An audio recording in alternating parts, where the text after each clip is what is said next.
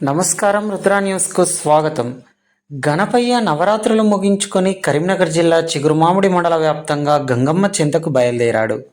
9 రోజుల పాటు అత్యంత భక్తి శ్రద్ధలతో పూజలు అందుకున్న గణనాథుడు గంగమ్మ ఒడికి చేరాడు. చిగురుమామిడి మండలం రేకొండ గ్రామంలో జై గణేష యూత్ ఆధ్వర్యంలో గణేశుడి శోభాయాత్ర చూడముచ్చడగా కన్నులు గొలిపేలా నిర్వహించారు.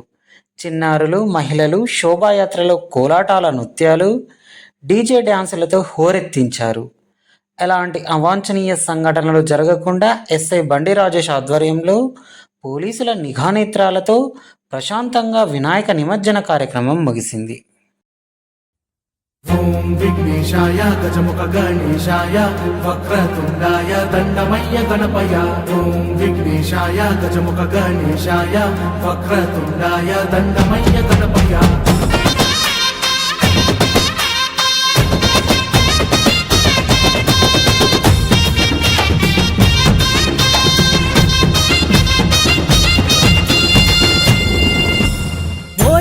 దంతాయ లోకాల నేయేలా ఎలుక వాహనమెక్కి రావాయిలా ఇంటింటా నీ చెంత నీ వేడుకలే అంతా మా బొజ్జ గణపయ్య నీదే దయ. నవరాత్రి పూజలంతా నీకు రేయి పగలు అంతా నీ ముందే మేమంతా చిందేసేమంటా.